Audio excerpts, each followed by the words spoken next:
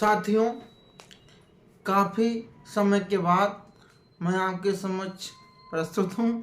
आप सभी से निवेदन है कि कृपया लाइक, सब्सक्राइब और कमेंट ज़रूर करें। दोस्तों, आज की जो कहानी एक ऐसी कहानी जिसमें एक भाई बहन का रिश्ता तार तार होता है, बलात्कार होता है, एक नहीं तीन तीन हत्याएं हो जाती हैं। और जब लोगों को ये पता लगता है कि उसके मुंह बोले भाई ने गैंग रेप के साथ हत्या की है, तो लोगों को अपने कानों पर यकीन नहीं हो रहा था। ये कहानी भी कुछ ऐसी है। आइए कहानी शुरू करते हैं। दोस्तों, आज की जो कहानी है वो राष्ट्रीय राजधानी क्षेत्र दिल्ली की है। वहाँ पे एक व्यक्ति जो कि कमाने खाने के पर्पज से अपने गृह जनपद कासगंज को छोड़कर दिल्ली में रहने लगता है। वहाँ पर वो कपड़े की फेरी लगा करके अपना परिवार के सहित जीवन यापन करता है। उसकी पत्नी वहीं रहती है किराए के मकान में, और उसके छोटे छोटे बच्चे भी उसी मकान में किराए पे रहते हैं।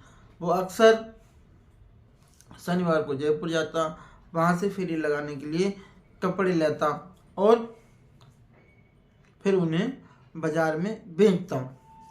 ये सब चल ही रहा था। इसी बीच एक व्यक्ति से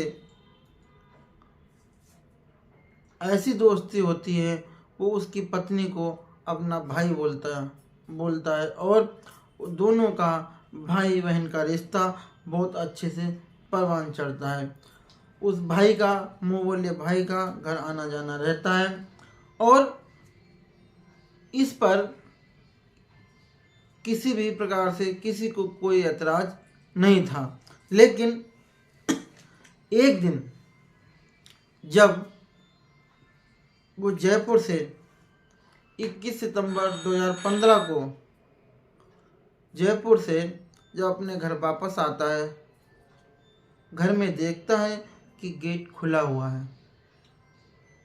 जब गेट खुला देखता है वो चौंक जाता है, घर में प्रवेश करता है तो तब उसकी नज़र पड़ती है अपने पत्नी पर और बच्चों पर।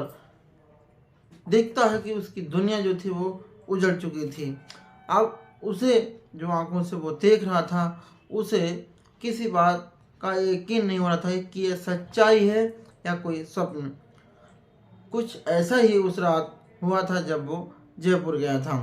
दरअसल उसकी नज़र पड़ती है सबसे पहले उसकी पत्नी पर, जो कि खून से लथपथ है।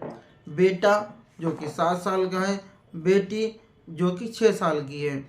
पत्नी सहित बेटा और बेटी तीनों ये अब इस दुनिया में नहीं हैं, और जो छोटे छोटे 3 बच्चे हैं वो सो रहे हैं। और उनको इस प्रकार की कोई भी जानकारी नहीं कि उसकी भाई बहन और माँ अब इस दुनिया में नहीं है। उस व्यक्ति की चीखें निकलती हैं। जब चीखें पास के लोग सुनते हैं, वो भी दौड़े दौड़े उस व्यक्ति के घर आ जाते हैं। अब जब उसे ध्यान से देखता है तो उसे ऐसा लगता है कि हत्या के साथ साथ उसकी पत्नी के साथ गंदा कुछ ना कुछ हुआ है। वो तुरंत ही पास के पुलिस स्टेशन में सूचना देता है। वहाँ पुलिस आती है, तीनों के शव को कब्जे में लेकर के पोस्टमार्टम के लिए भेज देती है।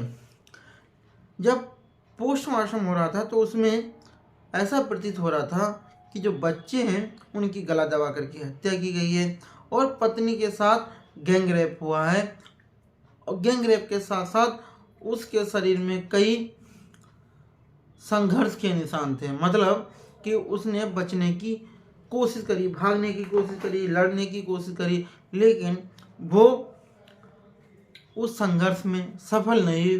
अंततः उसके साथ बलात्कार होता है।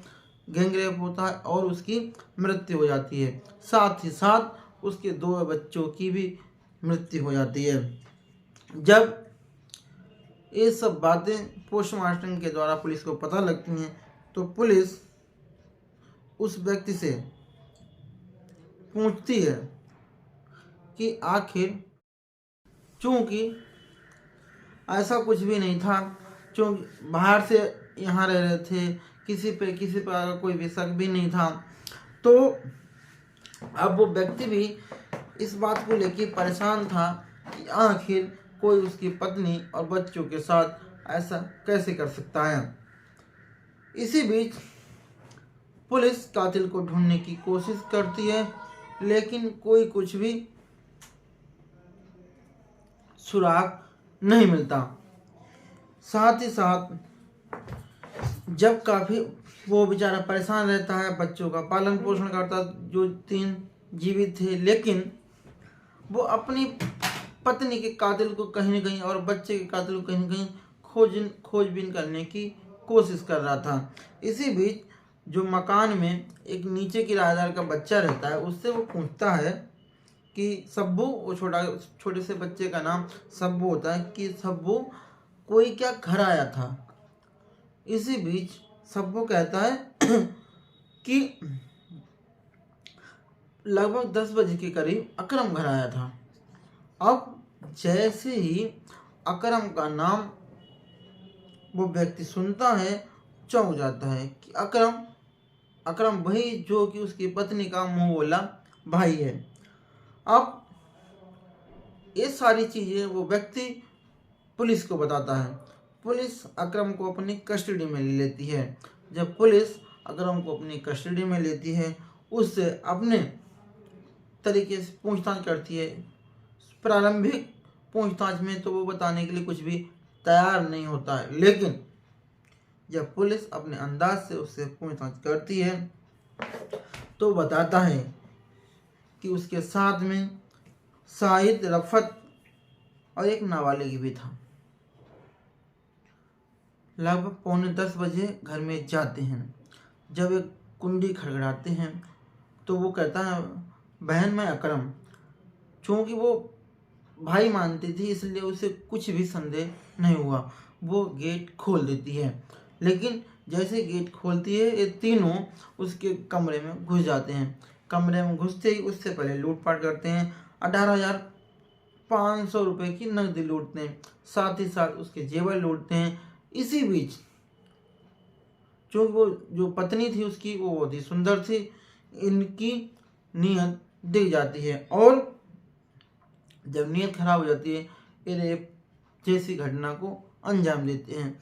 अब एक रेप करता है तो बारी बारी तीनों रेप करते हैं। रेप करने के बाद इसी बीच 6 साल का बच्चा जग जाता है, जो सब कुछ देख चुका था। इन्हें भय था कि कहीं न कहीं ये सब कुछ बता देगा और हम तीनों के तीनों पकड़े जाएंगे। ये तीनों मिलकर के उसका गला दबा करके हत्या कर देते हैं।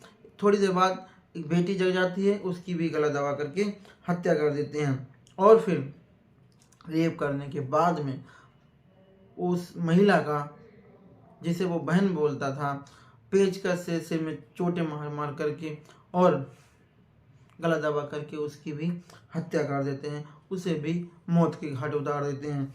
जब ये तीनों वहाँ से फरार हो जाते थे, बाद में तीनों वहाँ से फरार हो जाते हैं। जब ये सब बातें वो पुलिस को बता रहा था, लोग भी वहाँ जो बैठे थे उन्हें भी अब रिश्तों पे यकीन नहीं हो रहा था। पुलिस उन्हें अपनी कस्टडी में लेकर के जेल भेज देती है, लेकिन अब मामला कोर्ट में जाता है। 8 साल में लगभग 150 बार तारीखों पर वो व्यक्ति अपनी पत्नी और अपने बच्चों को न्याय दिलाने के लिए, अपने जो बच्चे जीवित थे मजदूरी करता था लेकिन उनको भूखा रखता था, लेकिन अपनी पत्नी और बच्चों को न्याय दिलाने के लिए आतुर था और हुआ भी वही। 22 अगस्त 2023 को कोर्ट का फैसला आता है और कोर्ट एक कमेंट कर दिए कि ऐसा व्यक्ति इंसान तो हो ही नहीं सकता, ऐसे व्यक्ति को समाज में रहने का कोई भी अधिकार नहीं है और ऐसे तीनों के तीनों को फांसी की सज़ा दी जाती है और जब तक फांसी से ना उतारा जाए, जब तक कि तीनों के प्राण ना निकल जाएं। भले ही वो व्यक्ति अपने बच्चों को भूखा रखता है, अपने आप भूखा रहता है, मजदूरी करता है, लेकिन अपनी पत्नी और बच्चों को न्याय दिलाने के लिए ये सब करता है और वो उसमें सफलता पाता है। तीनों के तीनों को फांसी होती है और उसको भी दिल में थोड़ा सुकून होता है। दोस्तों, आज की कहानी कैसी लगी आप हमें कमेंट बॉक्स में जरूर बताइएगा और देखना ना भूलिए देवेंद्र फिजियो सफर। मिलते हैं कल एक नई कहानी के साथ, तब तक के लिए शुभ रात्रि, जय श्री राधे। आप लोगों से निवेदन है, प्लीज़ वीडियो को शेयर करिए और ज़्यादा से ज़्यादा लोगों तक पहुँचाएँ। हमारे अनुमानों पर पानी ना फेरें। नमस्कार, शुभ।